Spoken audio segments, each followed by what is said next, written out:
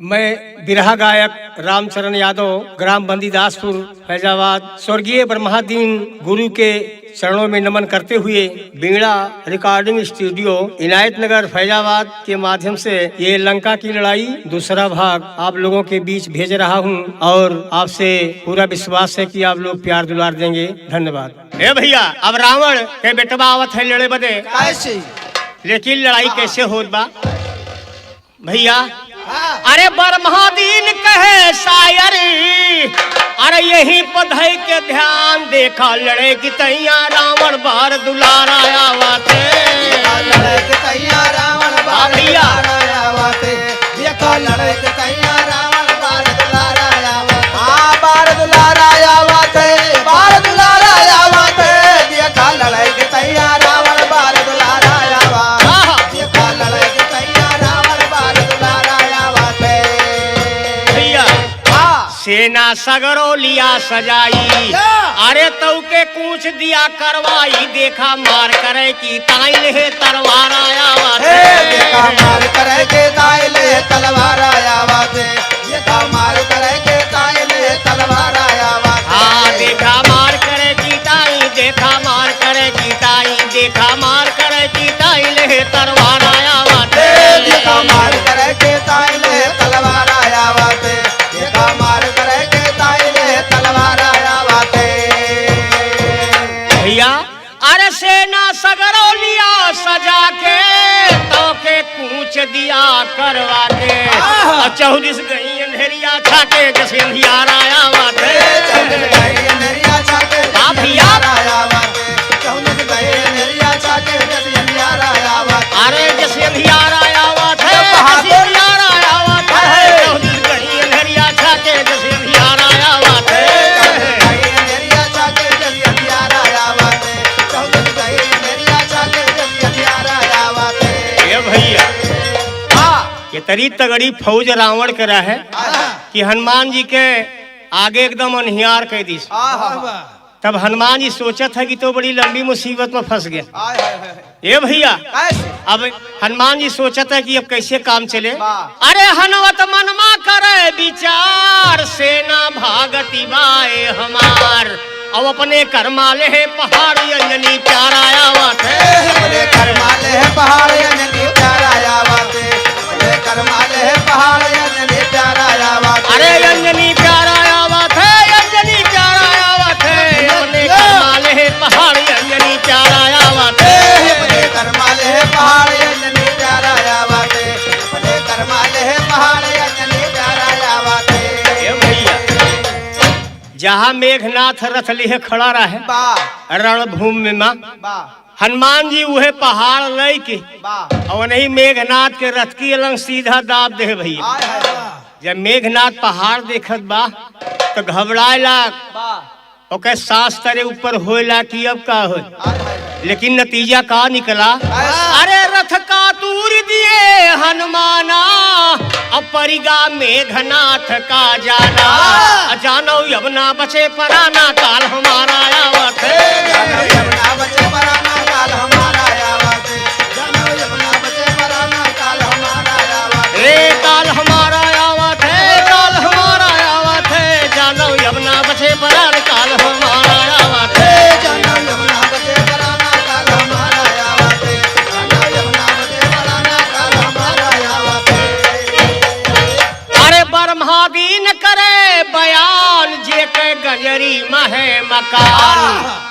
भैया अब कई के भाई से प्रणाम युद्ध लंका के गावा, कई के भाई से प्रणाम युद्ध लंका के गावा, कई के भाई से प्रणाम युद्ध लंका के गावा। अरे युद्ध लंका के गावा थे, युद्ध लंका के गावा थे, कई के भाई से प्रणाम युद्ध लंका के गावा थे, कई के भाई से प्रणाम युद्ध लंका के गावा, कई के भाई से प्रणाम युद्ध लंका के गावा। भैया अब यहाँ घबराएंगे मेघनाथ। जब मेघनाथ घबराएगा तो सोचता है कि अब का हुए। हे भैया अब यहाँ बात वही चल रही है कि युद्ध लंका के गाई भैया आगे धई के ध्यान सुना, युद्ध लंका के गाई भैया आगे धई के ध्यान सुना। वही समय में मेघनाथ रावण से करे बयान सुना, हम मैं गई ज्यादा लड़े समर मैदान सुना। रावण बोला जात्या नहीं जीत लिया भगवान सुना। रावण बोला जात्या नहीं जीत लिया भगवान सुना। ब्रह्मादीन का है शायरी अब यहीं पर धई के ध्यान सुना। भैया अब यहाँ मेघनाथ लड़े आवते हैं और भगवान से मेघनाथ से लड़ाई होत बा, लेकिन होत कैसे बा भैया। यहाँ मेघनाथ और लक्ष्मण जी दोनों जने भिड़ जाते हैं। हाँ, लेकिन बात वह बा, अरे ब्रह्मादीन कहे शायरी, अरे आगे धई के ध्यान यार सगती बाण गही के मारा ना। सगते बाण गह के मारा ना यार, सगते बाण गह के मारा ना। अरे लागी गवा बाण जब भाई लखन के गिर गे संभर के मजारा ना। गिर गे समर के मजारा ना भैया, गिर गे समर के मजारा ना। अरे भाग भाग वीरे हुआ पे गए जहाँ बैठा रहे है करतारा ना। बैठा रहे है करतारा ना भैया, बैठा रहे करतारा ना। अरे ये तेरे पर लक्ष्मण का लाए उठाए वही अंजन के बारे दुलारा ना। अंजन के बारे दुलारा ना, वही अंजन के बारे दुलारा ना। अरे ठाढ़े जमीनिया पे गिरे भगवान जब लक्ष्मण के सूरत निहारा ना। लक्ष्मण के सूरत निहारा ना भैया, लक्ष्मण के सूरत निहारा ना। अरे हे विधना तोर का हम बिगाड़न जो छोड़ लिया भाई हमारा ना। छोड़ लिया भाई हमारा ना, अला छोड़ लिया भाई हमारा ना। अरे भाई तोहार अब रोवत या है तनी खोल के नी नैना निहारा ना। नैना निहारा ना, पर्दा खोल के नैना निहारा ना। ये भैया कहे हैं मनुष्य नहीं बलवान हो समय होत बलवान, और भिल्ले लूटिन गोपिका ऊ है अर्जुन ऊ है बात। आज मुसीबत भगवान के ऊपर आएगी कि लक्ष्मण के शक्ति बाण लाग गा, और लक्ष्मण का सिर अपनी गोद में बैठा रोत है भगवान। लेकिन एक ना जानते हैं आप लोग कि भगवान काव कह के रोता है। भगवान कह के यह रोता है, ध्यान में। अरे मेहरिया जीव के काल होई गे ना।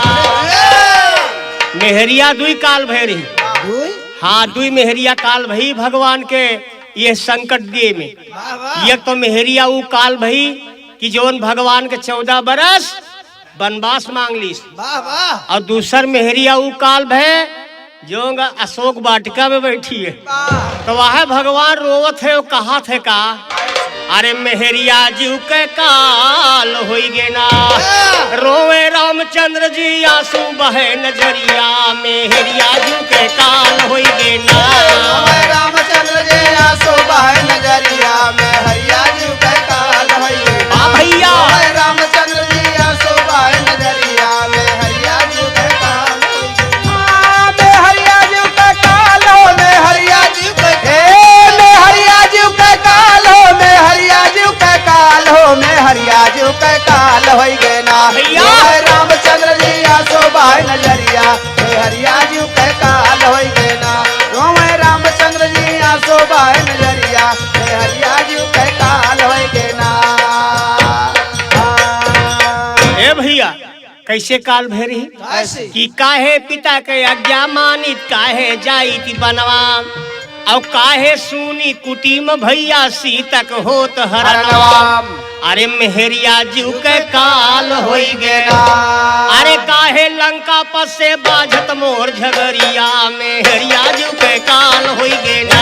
काहे लंका पद से बाझत मोर झगरिया, मेहरिया जीव के काल होई गे ना। काहे लंका पद से बाझत मोर झगरिया, मेहरिया जीव के काल होई गे ना। मेहरिया जीव के काल हो, मेहरिया जीव के मेहरिया जीव के काल हो, मेहरिया जीव के काल हो, मेहरिया जीव के काल होई गे ना। काहे लंका पद से बाझत मोर झगरिया, मेहरिया जीव के काल होई गे ना। काहे लंका पद से बाझत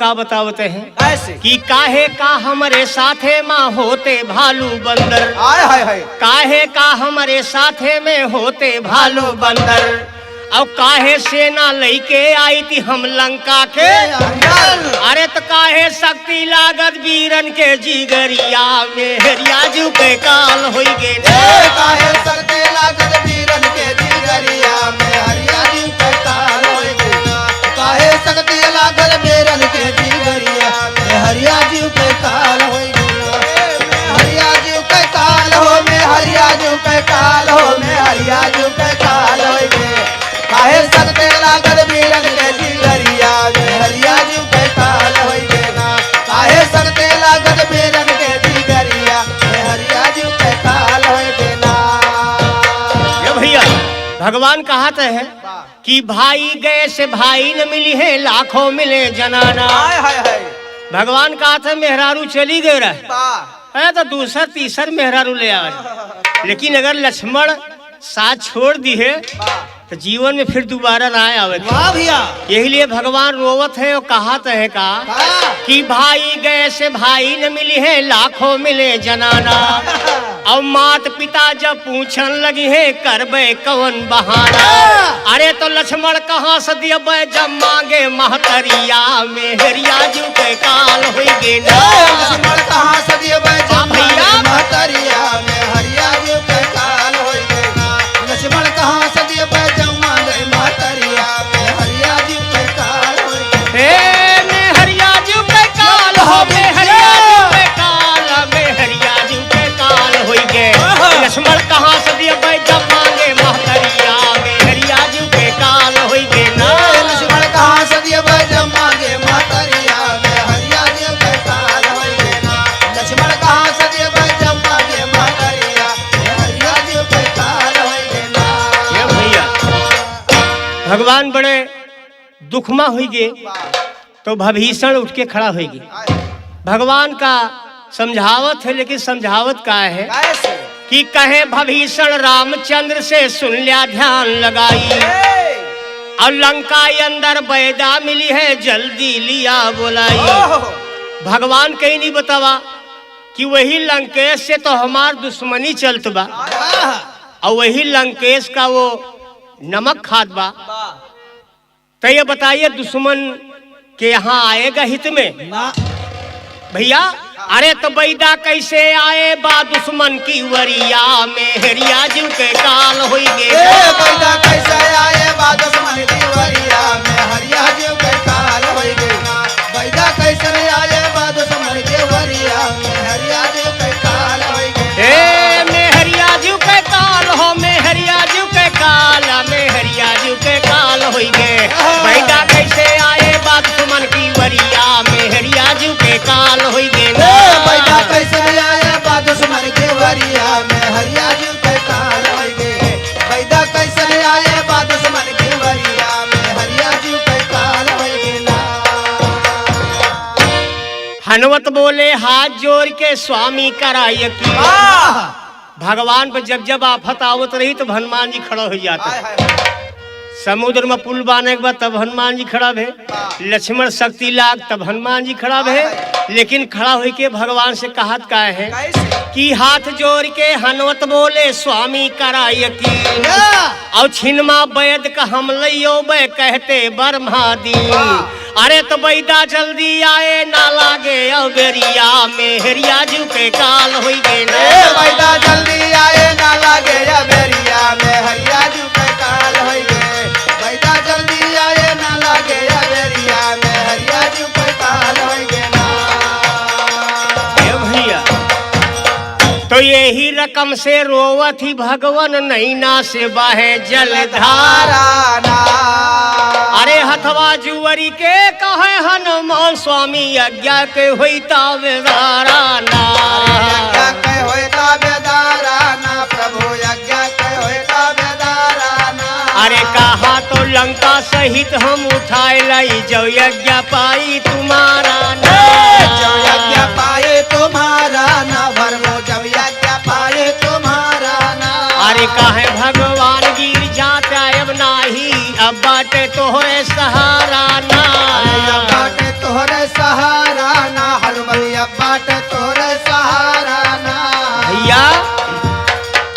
तोहरे है सहारा बाई आगे ध्यान लगावा ना हर तोहरे है सहारा भैया आगे ध्यान लगावाना यगदाई लक्ष्मण भैया कह जियरा तो तुहे ही बचावाना ये तरह सुनते हनुमत भैया गढ़ लंका का धावाना बैत महलिया पकड़ के हनुमत तरहे सने उठावाना लैके बैदा चले पवन सुत रामा दल में आवाना लैके बैदा चले पवन सुत रामा दल में आवाना नारी देखे जब लक्ष्मण के राम से नहीं कहलावाना भोर हो जब दिन निकले तब लक्ष्मण प्राण गवावाना और धवला गिर पे बूटी मिले जल्दी नाथ बूटी लेने का अब हो जाओ तैयार अरे धरे रहा ध्यान तो सुना निराला ज्ञान बूटी लेने का चले है पवन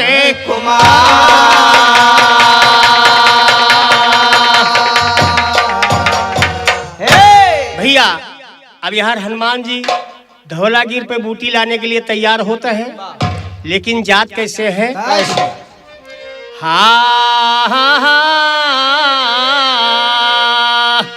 कि आशा अपने दिल में धै के आशा अपने दिल में धै के रहिया धवला गिर के लई के बूटी लेने का चलत भे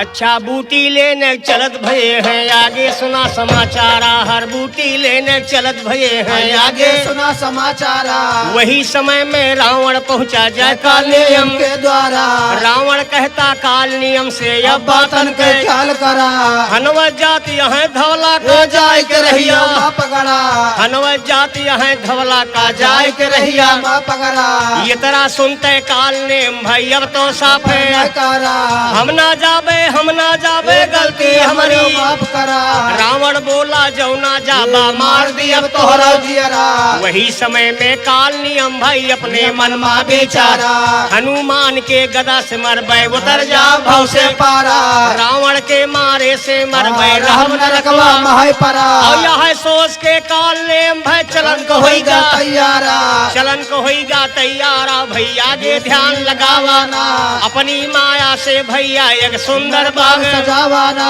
वही समय में हनुमान वह सागर तीरे आवाना ब्रह्मादीन का है शायर अब यहीं पे छंद बनावाना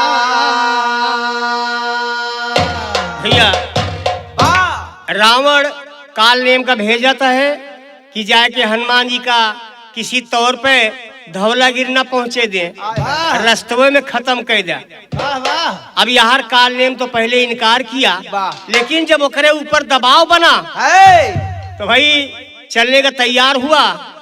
अब आया एक बढ़िया बगीचा लगाए के और एक तालाब खुदाए के वहीं पुजारी बना बैठ यार हनुमान जी मूल सजीवन लेकर के हर हर हर हर आ रहे हैं लेकिन चलते चलते जब प्यास लग गई तो हनुमान जी सोचे कि लावा कुछ पानी पी ले तब आगे बढ़ी। आज जब सागर पे उतरे हनुमान जी तो देखे एक चौकीदार बैठा रहे वो है काल नेम तो हनुमान जी कहीं जबरदस्ती पियब ठीक ना बा लावा ये चौकीदार से आदेश ले ली तब पानी पी। अब हनुमान जी कहत का है ध्यान दे अरे हनुमत का है बाबा पानी पियाई दिया प्यास लगी बाटे करारी ना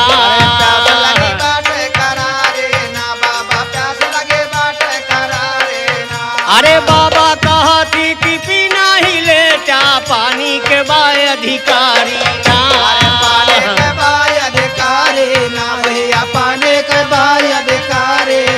अरे हाथ गोड़ धो लिया मंत्र सिखाए दे सफल हो जिंदगी तुम्हारी ना सफल हो जिंदगी तुम्हारे ना सफल हो जिंदगी तुम्हारे ना ये भैया काल नेम अपने होशियारी में लाग गया कि अब हनुमान जी सागर में हली है पानी पिए और जैसे सागर में हलिए पानी पिए तैसे गला दबा दे वहीं रह जे। यही सोच के काल नेम हनुमान जी से कहा था है कैसे कि हाथ गोड़ धोई लिया मंत्र सिखाए दे सुफल होए जिंदगी तुम्हारी। तुम्हारी ना अरे जैसे सागरवा में हले हनुमान एक मिल गए मछरिया बेचारी ना। मिल गए मछरिया बेचारे ना, ये मिल गए मछरिया बेचारे ना। अरे लाग गवालात भाई वह मछरी के होई गए मछरिया से नारी ना। होई गए मछरिया से नारे ना, वाला होई गए मछरिया से नारे ना। अरे जाए के नहीं पहुंची आकाश के पास अब ऐसे सब दिया पुकारी ना। ऐसे सब दिया पुकारे ना भैया, ऐसे सब दिया पुकारे ना। अरे तुमका छलान का है काले में आया है बैठया है बन के पुजारी ना। बैठया है बन के पुजारी ना भैया, बैठया है बन के पुजारी ना। ये भैया वाह वो मछरिया का शराब रहा है, हाय हाय रही पहले औरत लेकिन वो शराब से मछली बनी रही। हाय हाय वाह जब हनुमान जी के पांव छुआ हाँ हाँ तो वो मछली से औरत बन गई। हाय वाह और आकाशवाणी जाके करती बा कि हनुमान जी तुम्हें छले के लिए कालने माँ है जरा होशियारी में रही है। वाह वाह ये तरह सुनते तो हनुमान जी करत का है। कैसे अरे ये तरी बचनिया सुने हनुमान भाई पहुँचे काल नेम की दुआरी ना। पौधे काल में के दुआरे ना भैया, पौधे काल में के दुआरे ना। अरे काली नियम का उठाए के निहनवत पत्थर से लप दई मारी ना।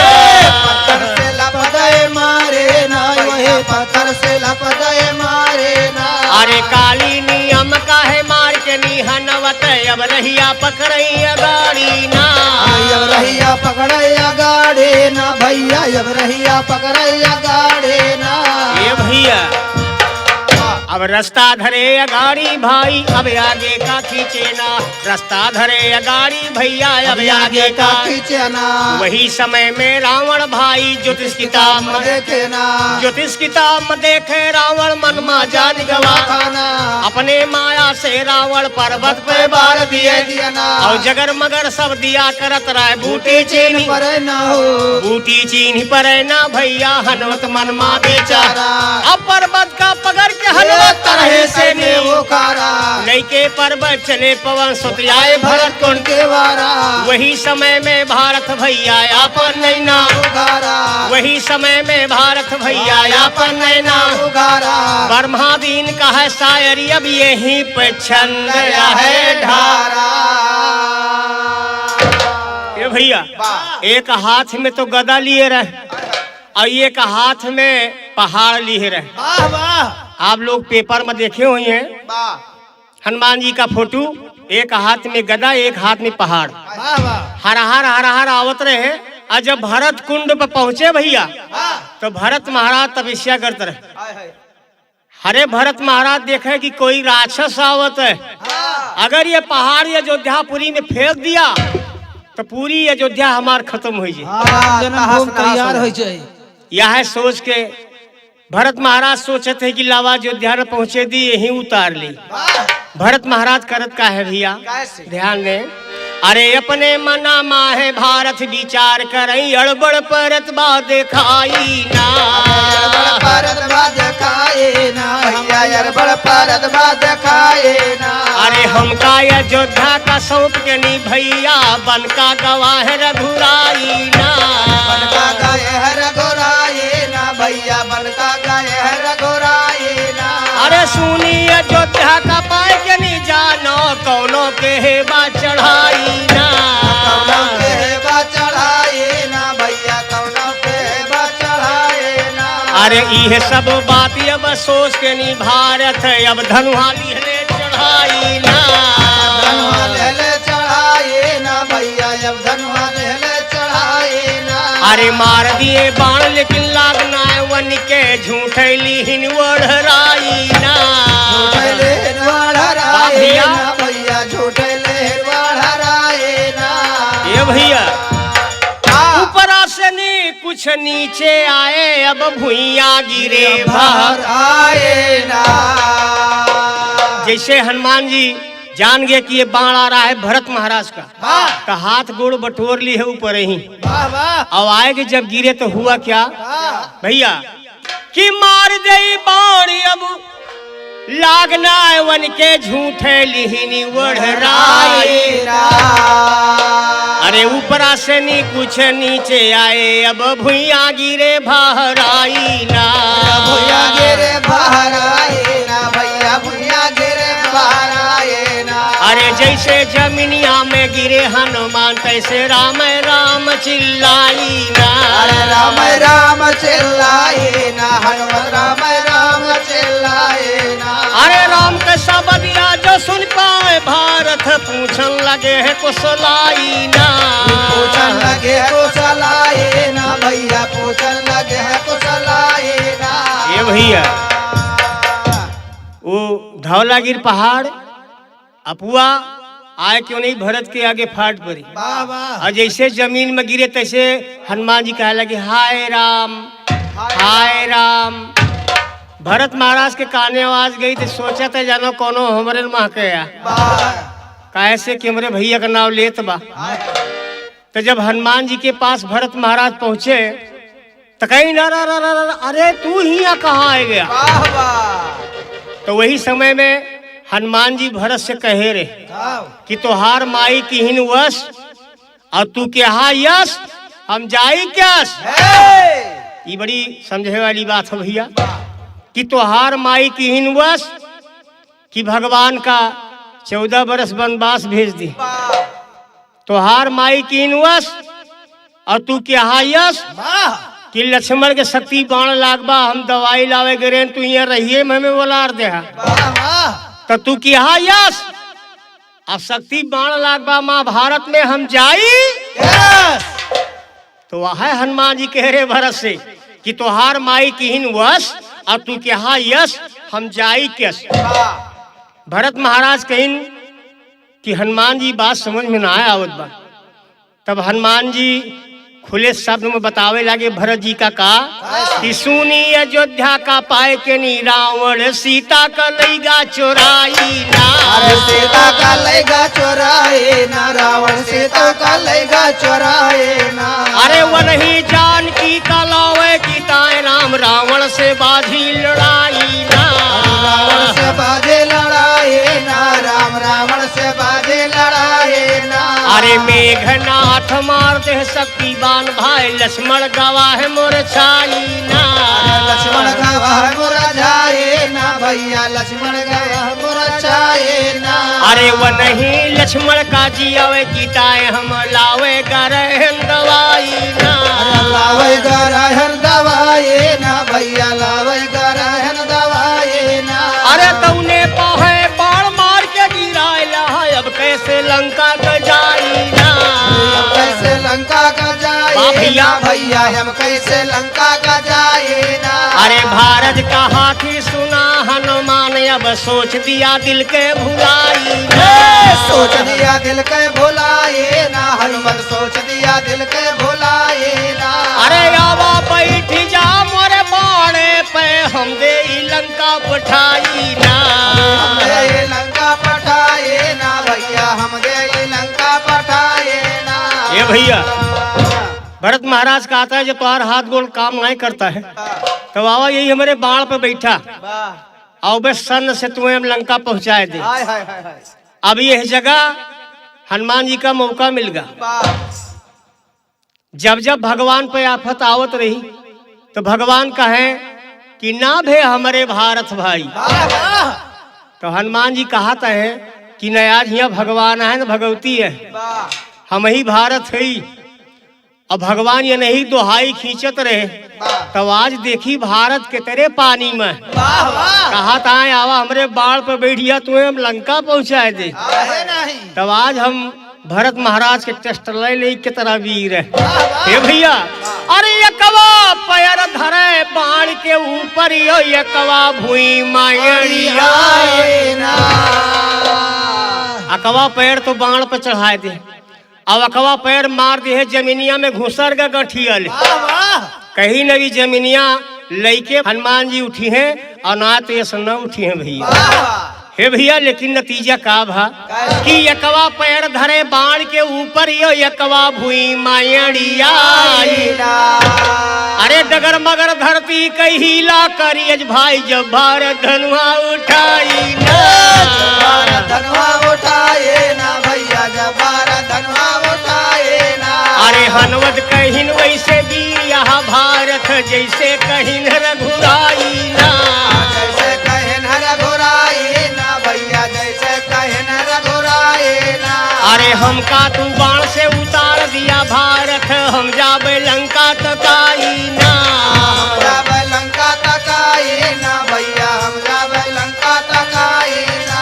ये भैया हनुमान जी कहीं ना मुझे चोट ना लागे अब हमें बाण से उतार दिया और कहिन कि बस करा भारत भाई और सुनत रहन जस देखे न आई।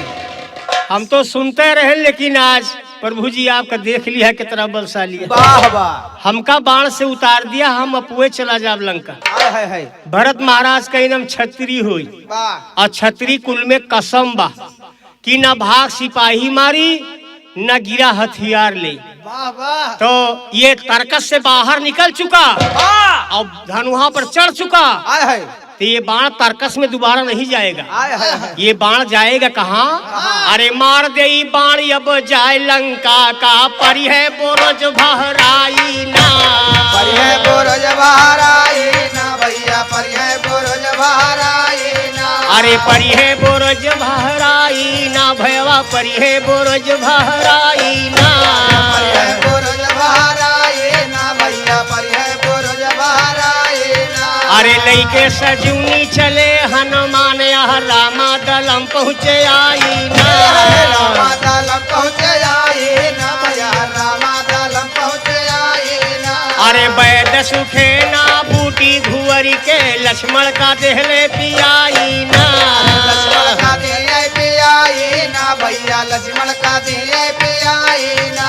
अरे मूर्छा जाग गए उठ गए लक्ष्मण खुशिया गई अब तो छाई। अरे खुशिया गई अब तो छाई ना भैया खुशिया गई अब तो छाई ना। अरे बूटी लेने का चलत बेहानो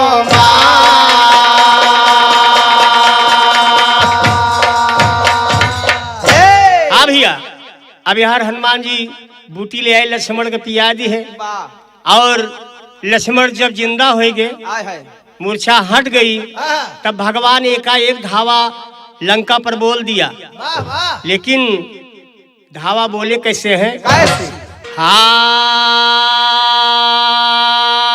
कि बूटी हनुमान लई आए वैद सुखे ना घोल पियाए जान लक्ष्मण के बचाए सेना राम के खुशी में रही छा।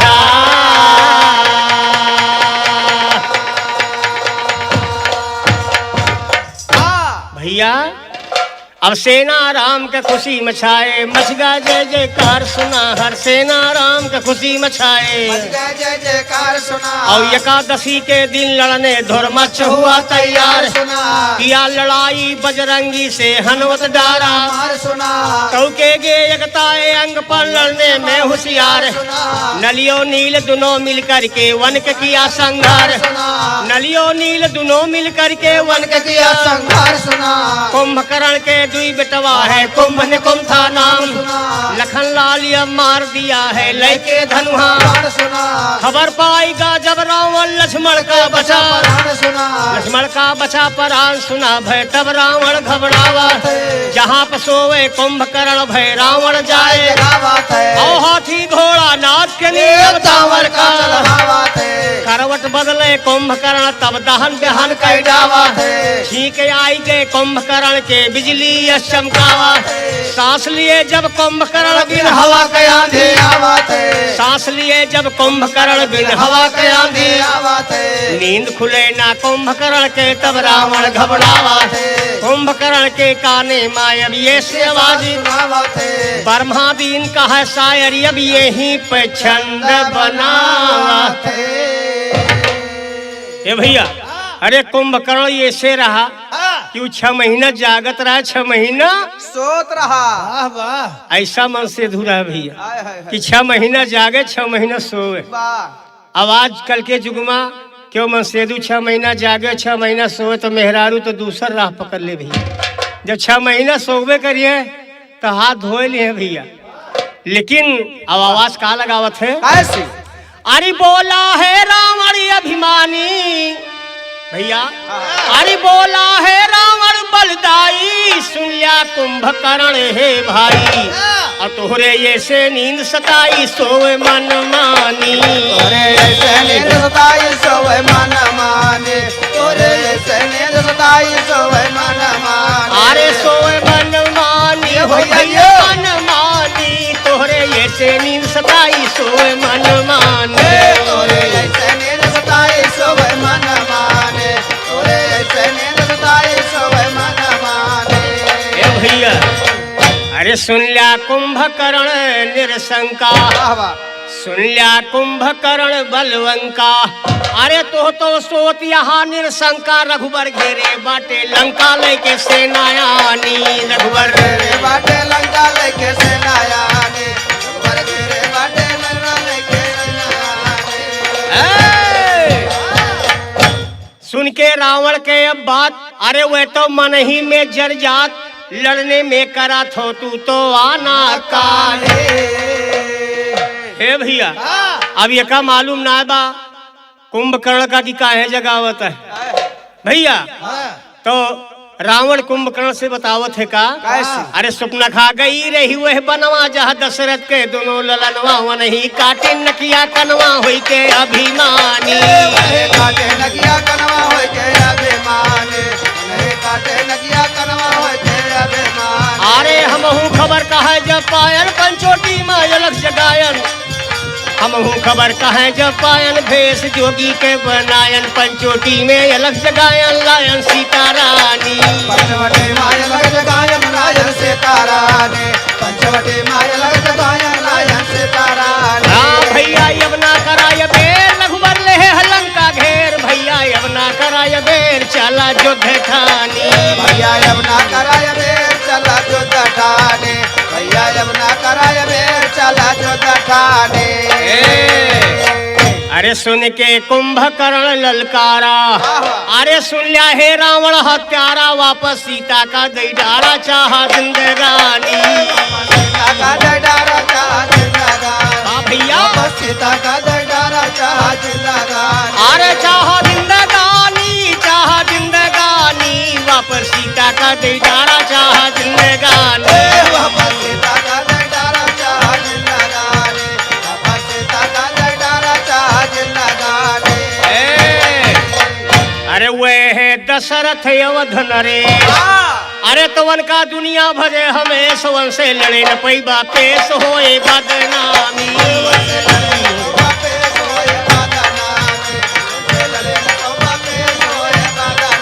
अरे होए बदनामी, होए बदनामी, वन से लड़े न पैबा पेश होए बदनामी।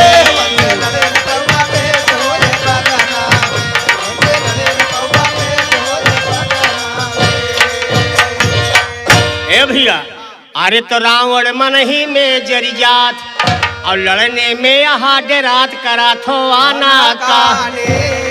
अच्छा छद लंका के छानी भैया सुनिए ध्यान लगा करके, छद लंका के छानी भैया सुनिए ध्यान लगा करके, कुंभकर्ण को बैठाया है रावण खूब, और दारू भैंसा देने लगा रावण खूब, लगा करके, दारू भैंसा देने लगा रावण खूब, लगा करके, दारू भैंसा खाए के राक्षस बैठा खूब, लड़ने को तैयार हुआ अब कर्माते लगा करके, लड़ने का तैयार हुआ अब कर्माते लगा करके, कर्माते उठा करके अब सुन लिया ध्यान लगाई, आए भभीषण रामचंद्र से सारी हाल, तू से लड़ने ताई स्वामी कुंभकर्ण अब आए, ये तरह सुनते रामचंद्र जी लक्ष्मण का बलो, ये तरह सुनते रामचंद्र जी लक्ष्मण से, और कुंभकर्ण से बदला ले लिया बढ़िया मौका, कुंभकर्ण से बदला ले लिया बढ़िया मौका, ये तरह सुनते,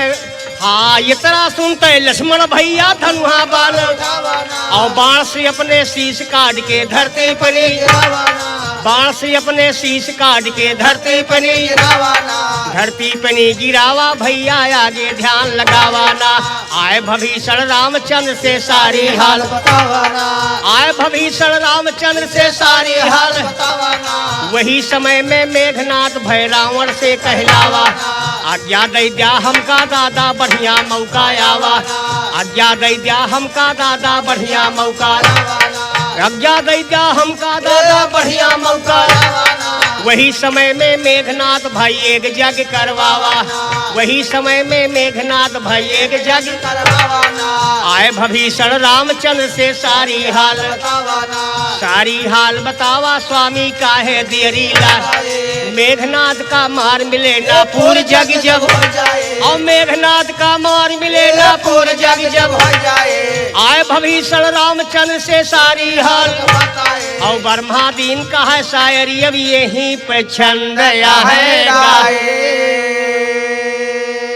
यार। मेघनाथ लंका में एक जग ठान दिस भैया और लाए के वही हवन में सामग्री छोड़त बा का जितना भी दारू भैंसा रहे सब लाए डालत और तपस्या में लीन हो गया।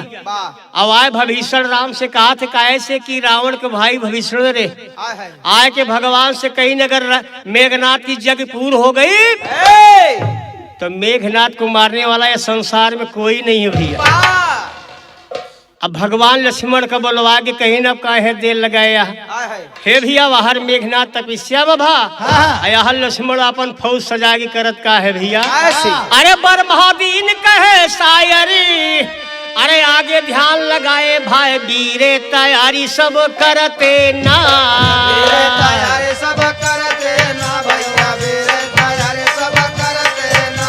अरे भालू यो बंदर का लई के लखन लाल लंका नगरिया महल तेना लंका नगरिया महल तेना भैया लंका नगरिया महल तेना। अरे लंका नगरिया महल तेना भैया लंका नगरिया में हल तेना। अरे लंका नगरिया महल तेना भैया लंका नगरिया महल तेना।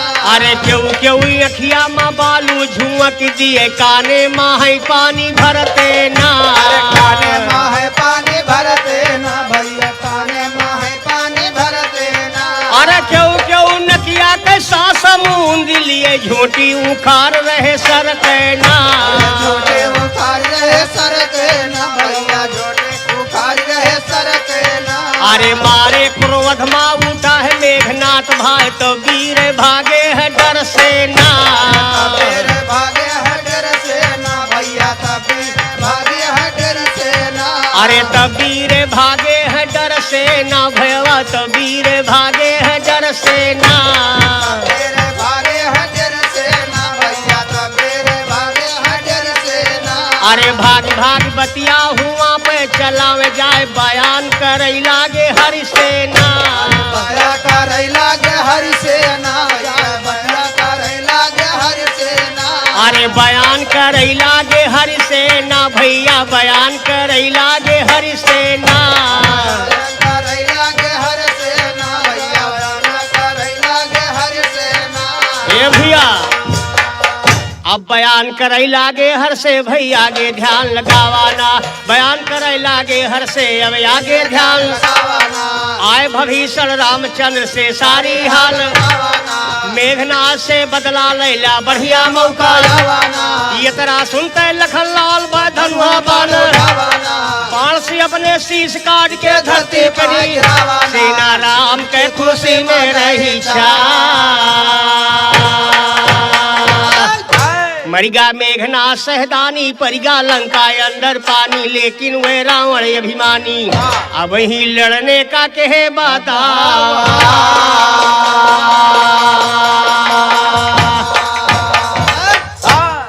भैया अब यार मेघनाथ और कुंभकर्ण के नाश हो गया दोनों योद्धा खत्म हो गए।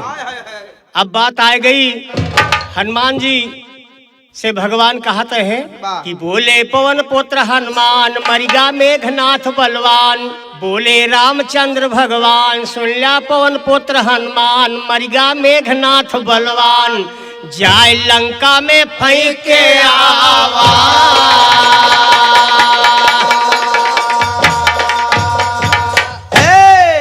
लंका फेंक के आवा भैया बात लीजिए मानी ना, हर लंका फेंक के आवा भैया बात लीजिए मानी ना, मेघनाथ के भुजा चली गए लंका के राजधानी, मेघनाथ के भुजा चली गए लंका के रानी माँ, रानी सलोचन भुजा के देखे मनमा बहुत, रानी ना, मनमा बहुत डरानी रानी अब भीतर का जाल सुना, कलम भुजा में पकड़ा वही बोले जोड़े हाथ सुना, सही सही बतलाए दिया जब जब हुआ पिया के हाथ सुना, हुआ पिया के हाथ सुना तब लिखिए सारी हाल का, इतना सुनते भुजा बात सब लिखे विशाल का, भुजा कहा हे रानी तू अब ना हुआ निहाल का, रामचंद्र दुनिया के मालिक दीन बंद भोपाल का, वनही के हाथे महारानी सबके होए काल का, वनही का तू भजा हो रानी दिए मुसीबत डाल का, वनही का तू भजा हो रानी दिए मुसीबत डाल का, ब्रह्मा दीन का है शायरी अब यही पे छंद निकाल का, ये भैया अब यार वही कटी हुई भुजा में कलम सलोचना पकड़ावती है वाह वाह, कि स्वामी जैसे हमारे पति के हाथ होए तो सारी कहानी लिख दिए कि हमारे से दशा भई, वाह अब कलम भुजा में पकड़ा दी, अब भुजा सारी बयान लिख देत बा, वाह, लेकिन जब भुजा बयान कर दी तो रानी सलोचन करत कावा भैया ऐसी ध्यान दे, आहे, अरे सुन के भुजा के बयान रानी सलोचन घबरानी अब तो रावण के लक्का सीधार चलना, रावण के लंका से धार चलना, अब तो रावण के लंका से धार चलना, अरे रावण के लक्का सीधार चलना वाह, भैया वाह। रावण के लक्का सीधार चलना, रावण के लंका से धार चलना भैया, रावण के लंका से धार चलना, अरे जाए के नी रानी सलोचन पहुंची रोए रोए बतिया पुकार करना, रोए रोए बतिया पुकार करे ना रानी, रोए रोए बतिया पुकार करे ना, अरे नहके सिया जी का लाया चोराई अपने तू लगबंटा ढार कराना, अपने को लगबंटा धार कराना, अपने को लगबंटा धार कराना, अरे कहा मोर माना तू वापस करावाना सोने के लंका बेकार करना, सोने के लंका बेकार कराना भाई, सोने के लंका बेकार कराना, अरे रावण का है सुना रानी सलोचन काहे का चिंता अपार कराना, काहे का चिंता या पार कराना रानी, काहे का चिंता या पार कराना, अरे लंका से नी सीता वापस न जई है काव राम लक्ष्मण हमार करना, काव राम लक्ष्मण हमार करे ना भैया, काव राम लक्ष्मण हमार करे ना, अरे काव राम लक्ष्मण हमार करना भैया काव राम लक्ष्मण हमार करना, काव राम लक्ष्मण हमार करे ना भैया, काव राम लक्ष्मण हमार करे ना, अरे यही तरह से रानी सलोचन रोए रोए बतिया पुकार करना, रोए रोए बतिया पुकार करे ना भैया, रोए रोए बतिया पुकार करे ना, अरे हमरो पति आज मार गए रण माँ जिंदगिया माटी हमार करना, जिंदगिया माटे हमार करे ना भाई, जिंदगिया माटे हमार करे ना, अरे हमारे पति का शीश मंगवाए दिया अब ज्यादा नहीं अबार कराना, अब ज्यादा या पार कराना भाई, अब ज्यादा ना या पार कराना, अरे लइके पति के शीश सती होई जावे जैसे भी अद प्रचार करना, जैसे बेअद प्रचार करे ना भैया, जैसे बेअद प्रचार करे ना, अरे ब्रह्मा दीन का है रानी सलोचन देखा रोदन यसना धार करना, देखा रोदन यशना धार करे ना रानी, देखा रोदन यशना धार करे ना, भैया अब यशनाधार रोदन करती नैनों से नीर बहाय सुना हर यशनाधार रोदन करती, से निर्भय सुना, आए भभीषण रामचंद्र से सारी दिया बताए, सुना, आए भभीषण रामचंद्र से सगरो दिया, सुना, सगरो दिया बताए सुना ये मेघनाथ की नारी है, अपने पति के शेष लेन का आई शरण तुम्हारी है, ये तरह सुनते बोल पड़े है दीन बंद हित, हितकारी है, राम कहा थी सुना सलोचन चिंता दिया बिचारी है, और पति के तोहरे जिंदा कर दूं माना बात, हमारी है, और राज करा लंका के अंदर इच्छा अगर तुम्हारी है, राज करा लंका के अंदर इच्छा अगर तुम्हारे है, कहे सलोचन रामचंद्र से तुम्हें दीन हितकारी जिंदा करना रहा तुम्हें तो काहे काहे डार्या हमारी है, और जिंदा करना रहा तुम्हें तो काहे डार्या हमारी है। ए भैया कहत बा जे तुम्हें मरहिन करा तो ई दशा काहे कह दे आय है हे भैया आय है। कहत बा का कैसे अरे जिंदा करना रहा तुम्हें तो काहे डार्या हमारी मारी है। अरे हमारे पति का शीश दई दिया अरे हो बे सती करारी स्वामी हम पे के दाया के नजरिया ना स्वामी हम पे कैदा दाया के नजरिया ना, स्वामी हम पे कैदा दाया के नजरिया ना। जैसे मोर पिया मरवावा वैसे हम सती करवावा जल्दी लावा हमारे बालम के खोपड़िया ना। ए जल्दी लावा हमारे बालम के खोपड़िया ना, हाँ भैया। जल्दी लावा हमारे बालम के खोपड़िया ना। ए जल्दी लावा हमारे बालम जल्दी लावा हमारे बालम जल्दी लावा हमारे बालम के खोपड़िया ना। ए जल्दी लावा हमारे बालम के खोपड़िया ना, जल्दी लावा हमारे बालम के खोपड़िया ना। बोले रामचंद्र जगदीश बतिया सुल्या भालू की शीश लाए दिया ना करायो बेरिया ना। शीश लाए दिया ना कराया बेरिया ना, वाह भैया। शीश लाए दिया ना कराया बेरिया ना। ए भैया रानी सलोचन भगवान के जीव का अटक गए वाह, कि प्रभु जैसे हमारे पति का मरवाया है हाँ, हाँ। वैसे वो नहीं संग हुए हमें सती करवा दे आय है। भैया। वाह, और पहली बात और दूसरी बात पहले हमारे पति के शीश हमें दे जाए। वाह, भगवान कहें ठीक है भाई आपके पति की शीश मिल जाए तो भगवान अपनी सेना में आवाज लगाया कि बोले रामचंद्र जगदीश बतिया सुन लिया भालू की शीश लाए दिया ना कराया बेरिया ना। और ये तरह सुनते वीरे धाए खोपड़ी जाए के लैया लाए रानी का देखावा थी नजरिया लाए रानी का देखावा थी नजरिया, लाए रानी का देखावा थी नजरिया। हाँ खोपड़ी पाए गई जब रानी बोली रुए रुए के बानी चिंता भारी बस मानी मुर्गी गहरिया ए चिंता भारी बसा माने मर्जी गारिया माँ, चिंता भारी बसा माने मर्जी गारिया माँ। सलोचना के पति मरे की चिंता ना आ रही उनके चिंता ज्यादा काहे कर रही है।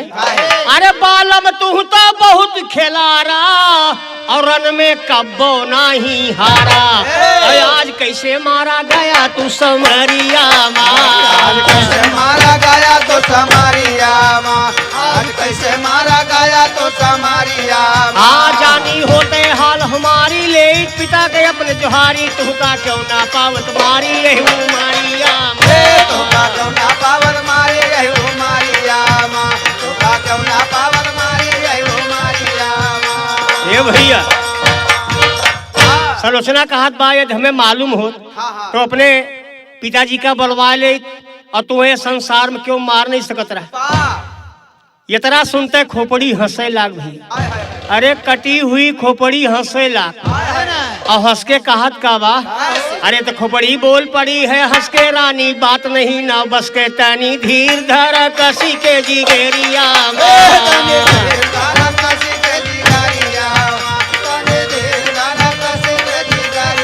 हे रानी अब ना रोवा ज्यादा रानी अब ना रोवा ज्यादा तुझसे करत हई हम वादा तोहरे दादा से नी बाजी बजगरिया ना तोरे दादा से ने बाले बाजा गालिया, हाँ भैया तोरे दादा से ने बाले बाजा गालिया। हाँ लक्ष्मण सिरसा के अवतार वो नहीं लागे बाप तोहार सही सुना बा सोना के छोकरिया ना सही सुना बा सोना के छोकरिया ना, सही सुना बा सोना के छोकरिया ना। ए छोकरिया ना हो छोकरिया ना सही सुना बा सोना के छोकरिया ना सही सुना बा सोना के छोकरिया ना, सही सुना बा सोना के छोकरिया ना। आया दो गावे ब्रह्मा तीन खोपड़ी ऐसे बातें कीन रानी के पारा यकीन रानी सती भई पिया के संघरिया माँ रानी साथे भाई पिया के संघरिया माँ, रानी साथे जिया अब पिया के संग माँ सती हुवतिया आगे ध्यान लगावा ना हर पिया के संग माँ सती हुवतिया आगे ध्यान लगावाना आए भविष्ण रामचंद्र से सारी हाल बतावाना आए भविष्ण रामचंद्र से सारी हाल बतावाना नदी समुंदर के संगम पे जाए चिता वावाना नदी समुंदर के संगम पे जाए चिता वावाना रानी सलोचन सती भई है जाए अमर पद जाए लंका में फेंक के आवा